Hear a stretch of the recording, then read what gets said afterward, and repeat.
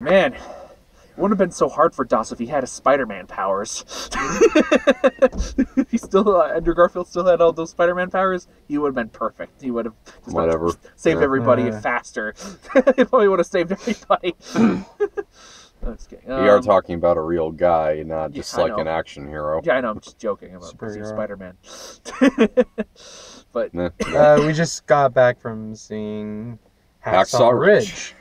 Yes, it was a what a film! Very good. Mm-hmm. Not my favorite true to life story of film or television thing I've seen, but still really good. It's way up there for me. This still because this was good in terms of based on true story stuff I've seen. I think this is my bet. My favorite I've seen is probably still The People vs. OJ, the TV show that was on FX. That's really good. It's just. The way that is just really interesting. I'm not going to get into that, but this movie was still really good, though. It was a really good war film. I'd say, honestly, I'm going to go ahead and say it. This is probably my favorite war movie ever. Wow, even over Pearl Harbor, which I know is one of your favorites. Yeah, I don't remember what my sure. favorite I mean, war movie is. Did I actually? What? I enjoyed this, but I don't think it's my favorite war movie. I don't remember what my favorite war movie was. It's definitely one of my favorite war stuff, because I haven't seen too many, because I'm not big on war films all that much. I mean, I've seen good ones, but I'm just I'm not the biggest on war. There are some ones I like I really liked War Horse. That was a kind of a war film that was really good. The one with the horse and whatever, and I forgot there was another one I saw that was really good. Yeah. And I know my mom personally is sick and tired of World War II movies. She kind of wants to focus on other things. That's why I think she really liked the new Christopher Nolan films coming out, because that's going to be about World War One. Which is because my mom's getting kind of sick of World War II movies, and I do kind of agree. But I don't know, for the most part, I could kind of ignore it for this one, because it felt like you were just kind of watching one guy or whatever. This does probably have to be the most disturbingly realistic war violence I've ever seen on screen at all. I know. Through all of those sequences, I was jolting. I was getting bug-eyed. Did you expect it to get that gritty? No, not really. I mean, I've seen Black Hawk Down. I've seen Saving Private Ryan. Of course, I watched those a few years ago. I don't know. If I watch them again, I probably will get shocked again, but still, this was... There is no glorifying war here. Well, yeah, definitely.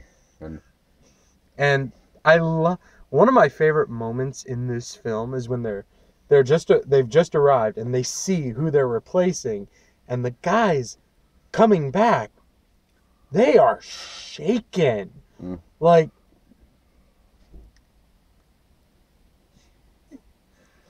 I want to talk about something a little bit, an element that's probably some people are probably gonna whine about the religious element.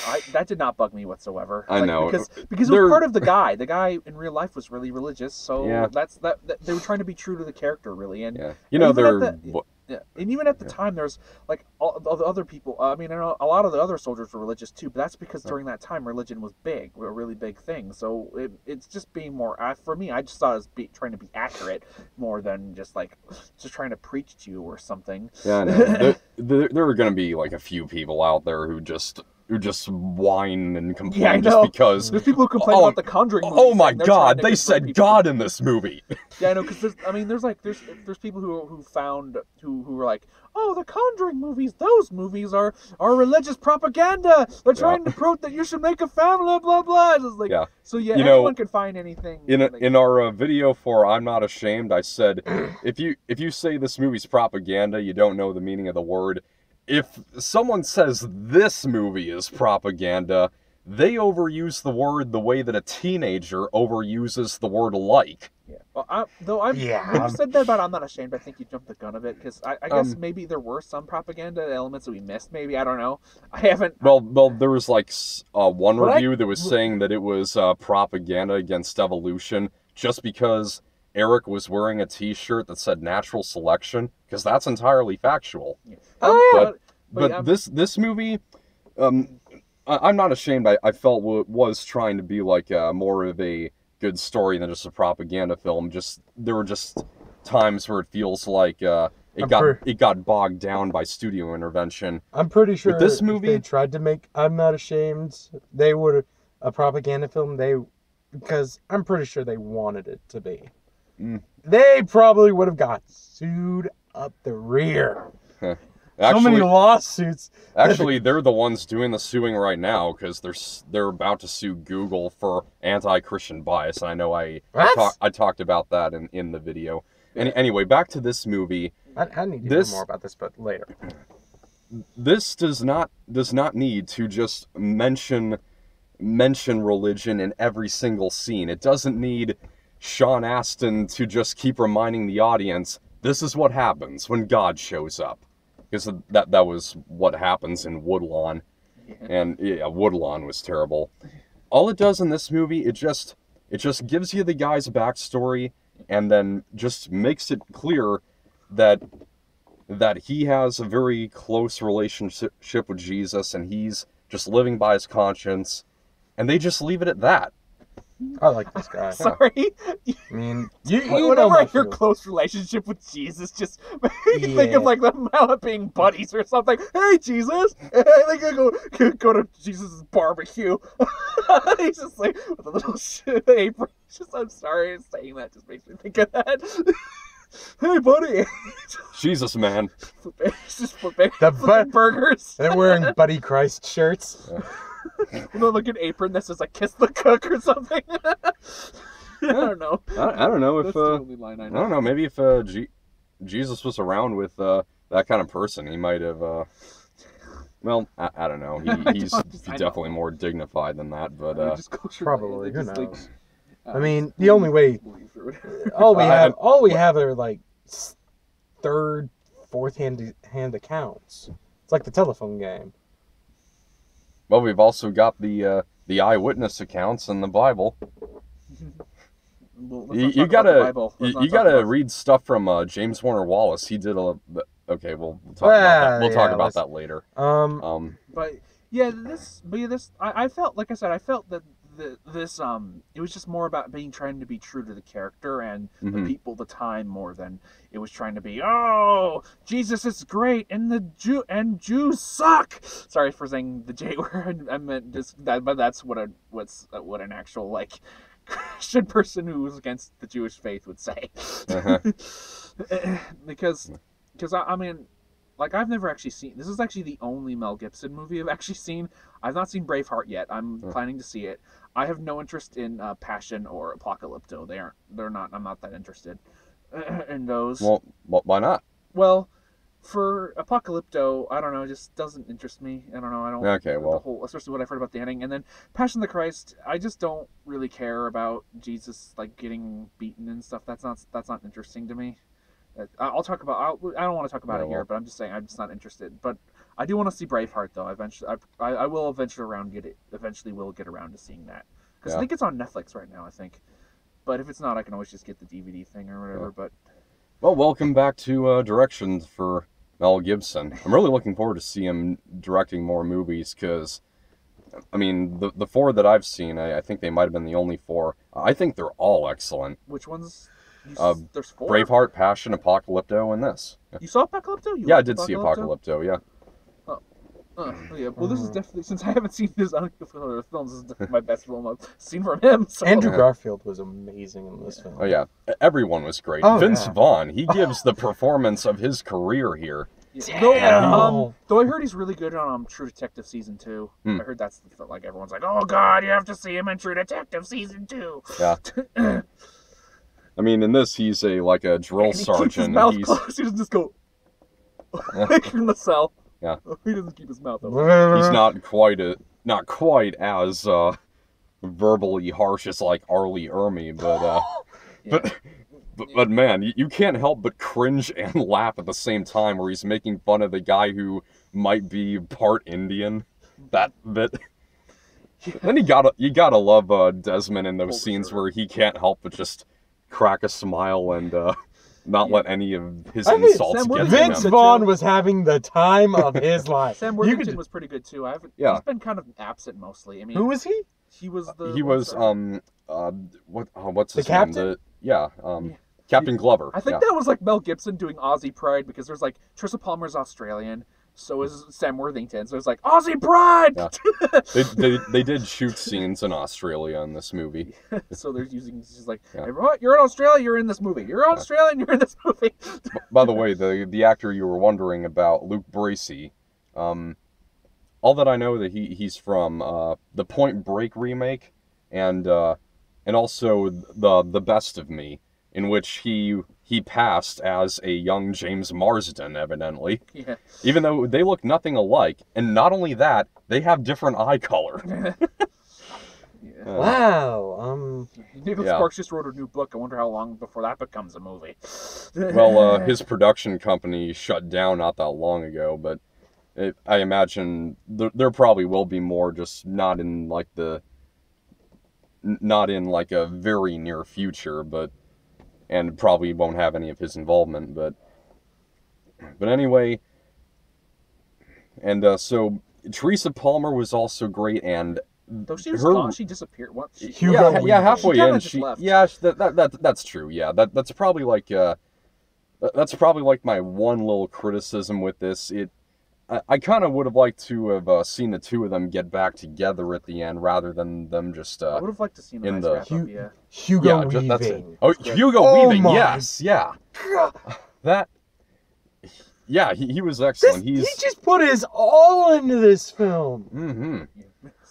Yeah, if you have no interest in his, just see it for the performances. Everyone, but. Yeah, he's the abusive father of Desmond, and no, it's a lot more than that. This man is broken. Yeah, he's really good. Like, he just doesn't know what to do with himself anymore. Yeah, like, such a great scene though, where he comes into the hearing room with that letter from DC, and brings up the constitutional rights regarding conscience, and he says, well, if like he says, like, if my son doesn't get that, then I don't know what I was fighting for back in the day.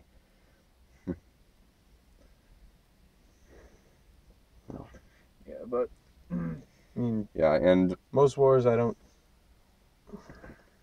And even like the two brief dream sequences that are in this, I thought were really well inserted. One is when Desmond dreams about coming in and almost shooting his father with his pistol after he threatened his mom. I have to say, and one of the interesting things, the father does not, at that scene, you can see how broken he is when he doesn't strike Desmond. He just collapses to the floor and begins to sob. Mm. That's a true sign of how broken this man is. Yeah. And so at first, when you see that dream, you think this is just kind of a little fear that Desmond has of like being forced to pick up a gun. But then you find out later that this was the thing that actually happened to him. And that was the big moment where he made the promise to never touch a firearm or kill anyone at all. I thought that was when he nearly killed his brother.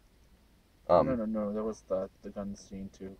But that was just mainly for I think the gun scene was more for why he didn't want to carry a firearm. But I think the scene where he hit his brother was where he decided he didn't want to kill. Actually, now that I really think about it, it is quite relatable for me. Because, kids grow up in Christian homes. They learn stuff, and so they might say, I've accepted Jesus as my savior, but it's usually like way later in their life, and this was the case for me too, where usually like in their teenage years or early 20s, where they really do find that redemption and they really start living for Christ, and so that's kind of the feel that I got there.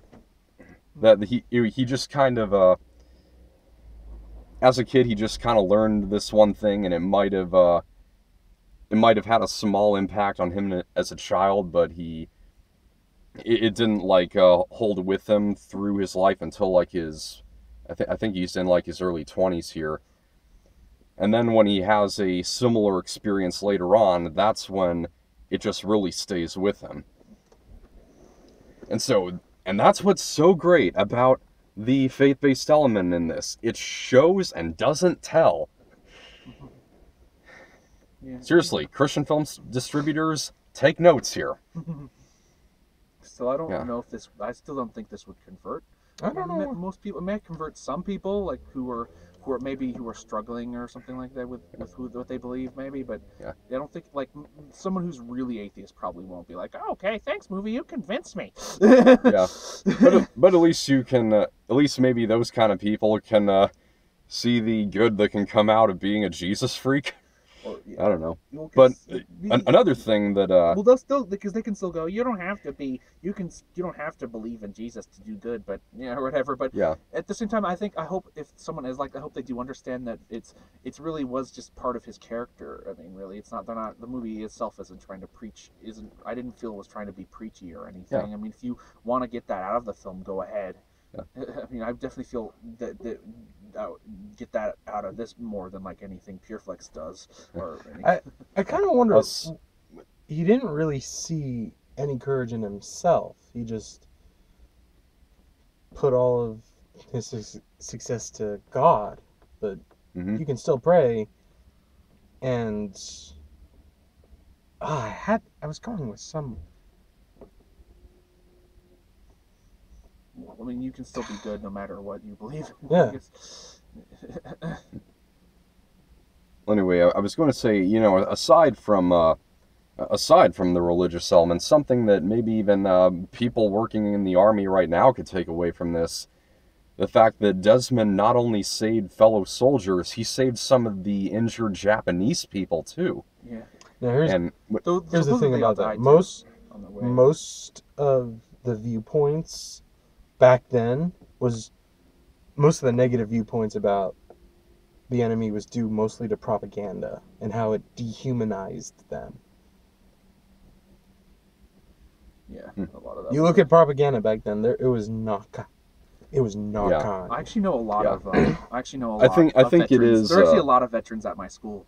So, like, I wonder if they would see this and kind of get flat. I hope if they saw this, they wouldn't get like, oh God, war! I remember, or something, or have any problems. But I think they might. That was the case for a lot of people when they saw Saving Private Ryan. They were really having flashbacks. So I think it kind of has changed now, and maybe part of it is because of Desmond Doss that maybe some people would try to rescue some of their enemies who are injured. They are human. I just keep thinking the only veteran I know who probably wouldn't have any problem with this is Mike Boyd. He's a veteran from my school. He was in the Navy, and he said all he did in the Navy was just play golf on the ships. That's it. Just like, wow, he probably wouldn't have any problem with this. But I know some other veterans at my school who probably have, I don't know. But then again, they weren't in World War II. They were probably somewhere else, so maybe it might not be so bad. I'm not sure. I've never been to the war, so I can't tell you. Yeah. I never saw War Dogs. That was kind of a war thing in it, but yeah, not really a war movie though, like at all. But yeah, so this was good. I don't think I have much to say, except for I guess I did have a little problem. It was a little melodramatic. At least I felt that way at the beginning. After a while, I stopped noticing it. I started getting into the film, but at the beginning there were some parts I felt were a little sappy, and the music was played a little too much at some points. But that was just a very small problem. Okay, it's a nitpick that doesn't bug me that much. Okay. Yeah. I guess maybe one other thing noting about how they stayed true to the guy is showing him and Dorothy holding off on sex until their wedding night.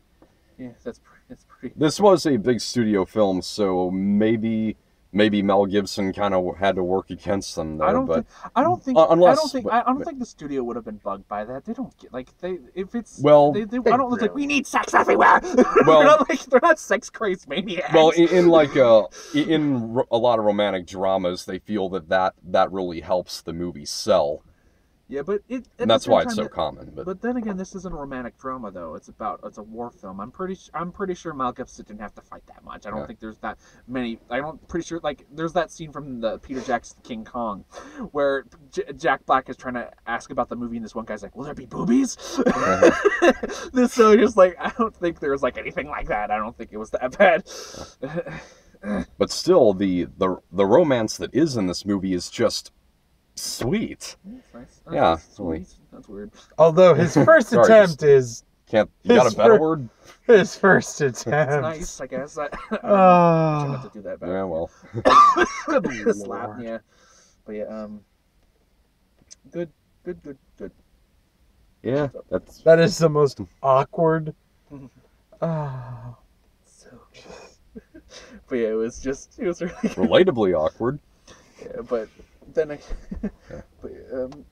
but I'm glad whatever they were very true to the character. Yes.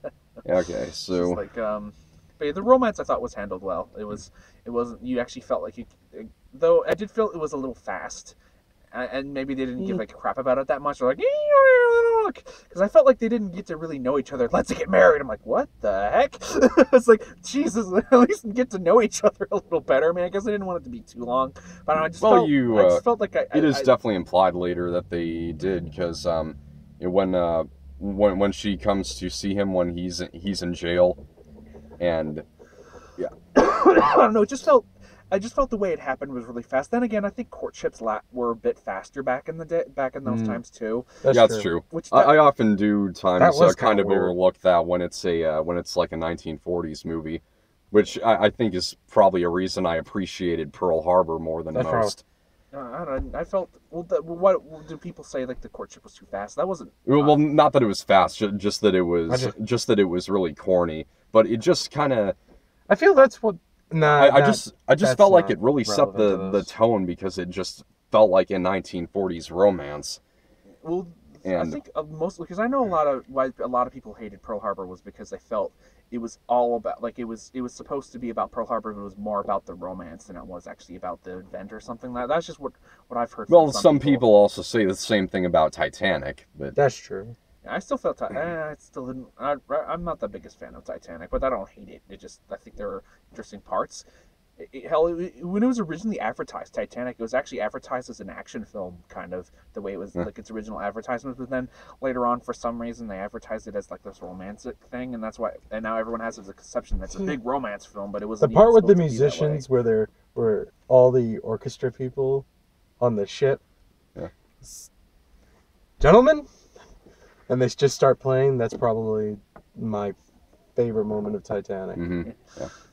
But okay, let's okay. So let's stay on point here. I really could not recommend this movie more. It's just got really amazing direction. It's shot really really well. It's just really clear, and also it's an incredible audio experience as well. Yeah, audio's okay. Yeah. I don't know. I've heard that shook me. Yeah, I've heard better. I've actually heard a lot better, even from movies that are awful. But I still liked it. I'm saying it was bad audio. Yeah. I've seen better even from like really bad movies too. But so do you want to get to the final thoughts? Let's finish this sucker. Yeah, this. Let's talk about Logan. The trailer for Logan. I want to talk about it. All right. Well, I'll just say definitely one of my favorite movies in recent years. It's gonna stay with me for the rest of my days. So this movie has the honor of being the first movie this year that I award an A+. I'm giving this. I have to give this sucker an A. This was amazing. Mm-hmm. Did you have anything to say? You think you had something? Just. I don't know why he didn't really take credit for what he did. He didn't take personal credit. Yeah, he gave it all to God. as we're told at the very end. He said heroes are over there too. He kind of gave it credit to everyone else as well. He wasn't just like, he wasn't just like, it was God. Yeah, and those guys too. But yeah, I'm gonna give this a little bit lower, an A-. I thought this was really good, and I do actually recommend this. It just I did feel the beginning was a little sappy at times, and there was some melodrama, and mainly in the beginning. At the last. Once it got going, I stopped noticing that, and I just kind of enjoyed it. It's a really good film, and just because I'm giving A- doesn't mean I hate it. That's still a really high grade.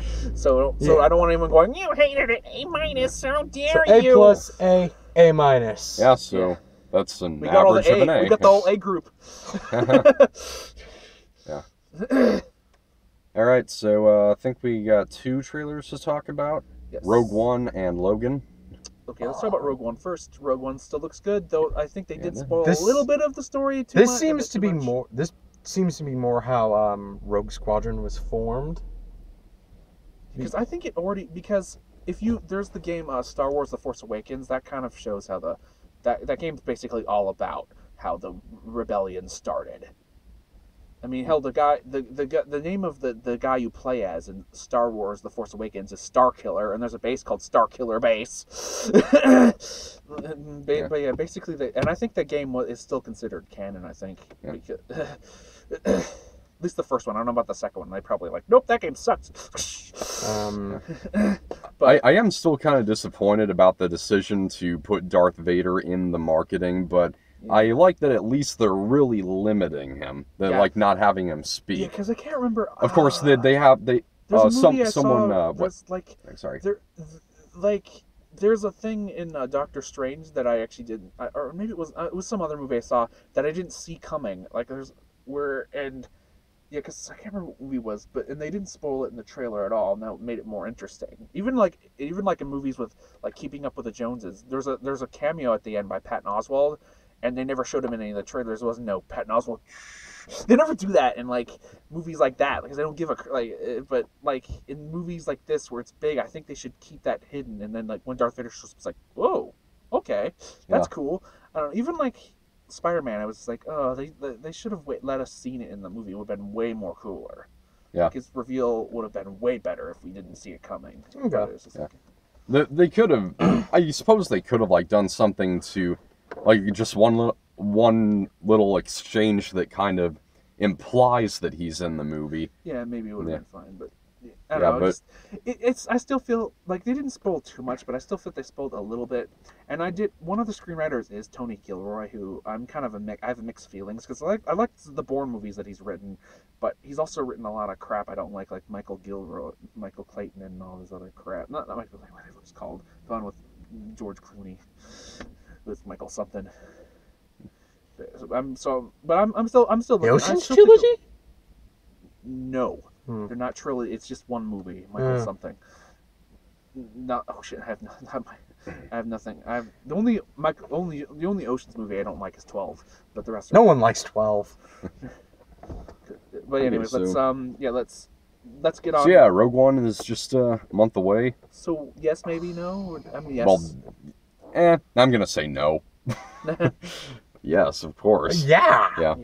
I hope that after seeing that movie, when I watch A New Hope after seeing that, I hope that as I'm watching Star Wars Episode 4, that I can think about how this is being done because of these people who are going to find out about the structure of the Death Star and how they can destroy it. And Donnie Yen's in it. That's pretty cool. Yeah. No. Okay. So and Logan. I think it looks really good. Yeah, kind of. So it's the very first big live action debut of X-23. She's the little girl. She's the clone of Wolverine. The only difference though is in the comic she was a teenager. And actually, current right now, X-23 is actually Wolverine right now because Logan died in the comics. So she's Wolverine right now. So, but yes, so it's pretty cool because I actually really like her. So I'm kind of glad she's finally getting him. Though I don't know if she was in Old Man Logan, the comic, because it's based on the comic Old Man Logan about it's an alternate universe where everything has been destroyed and all mutants are dead except for Wolverine. And I don't think Professor X is there. I'm not sure. I haven't read the book yet, Though there is a new Old Man Logan book series. They just started. I have some of those, but I haven't read them yet. Okay, sorry, you gonna say something? Yeah, I was gonna say, how long after Days of Future Past does this take place? Because, I mean, Logan definitely looks older, and I think Professor Xavier is on his deathbed. Yeah, he has Alzheimer's. I looked it up. The story. He has Alzheimer's. That's the whole thing. That's what's going on. That's probably a side effect of all the telepathy. Yeah, but because basically because this is, like I said, it's based on the alternate, where it's like an alternate future universe where basically all the Marvel heroes are dead except for like Wolverine's the only one left. I can't remember. I think it's. Wait, you said all the mutants, not just the. Well, no, there's everyone. I forgot about the other heroes too, because the book itself is based on the whole Marvel universe. So all the Marvel heroes are dead except for like Wolverine, and it's supposed to be a really good book. Like everyone praises the heck out of it and says it's amazing. So I still have not read it yet, but I want to. But it's written by Mark Miller, because Mark Miller, I'm very mixed on him as he wrote Kick-Ass and stuff, and Kingsman: The Secret Service and stuff.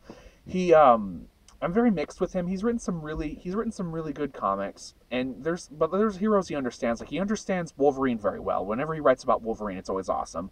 But then when he writes about like Captain America, he always makes him like this old like World War II whiny guy. He doesn't know how to write Captain America very well. The guy who made Captain America Captain Hydra? No, that was somebody else. He wrote the Ultimates. That's the one that was where he was. He wrote a lot of weird. He made a lot of weird decisions in that, like with the Ultimate Universe. Mark Miller did a lot of weird crap with that. But But Old Man Logan's supposed to be really good, and I think this movie looks good. Though it is from the director of the last Wolverine film, the Wolverine, James Mangold. So it can go any way. Yeah. But I don't think I did like the Wolverine though. I thought it was much better than Origins. That was terrible. Right then. But I think it looks good. I think it looks enjoyable, and especially once I learned Wolverine's what is it? Healing ability? What's it called? Healing factor is actually starting to run out too. It's starting to fade away. Okay. So, really? Yeah, it's because I looked at the synopsis of this movie, and I'm mostly, like I said, I'm mostly excited for X-23, even though she's supposed to be a teenager, not a little girl. God, I wonder how old Logan is now. In the comics, he's dead. I told you, he died. Well, there's the Old Man Logan from the alternate universe. He's in the official Marvel universe now. But basically the Logan that was Wolverine died, and now X-23 in the comics is Wolverine at the moment. Because I don't know if they're just gonna do some crap where it's like, I'm alive again, because they always do that in comics. Yeah. Okay. But yeah, it's. I definitely want to see it. What I'm gonna give it a yes, actually, because I think it looks really good. Yes, and actually forgot the corporation they mentioned that killed all the mutants, Essex. They were the little thing at the end of X-Men Apocalypse. That company that showed up at the end of X-Men Apocalypse. That's what that whole ending was. It was basically a prelude to Logan. All right. So on Sunday we're seeing Doctor Strange and Trolls. We're going to be internet troll. We're about the internet troll situation. Wish that's what it was about. So what's Saturday? What's going on Saturday? Saturday, I have a film history project to do. Oh. Okay. So see Hacksaw Ridge. Yeah. Yeah. See Doctor Don't Strange miss it. too. I saw Doctor that. That's really Strange. good. Which we're going to be seeing this weekend. Okay. And Desmond Doss is a great man.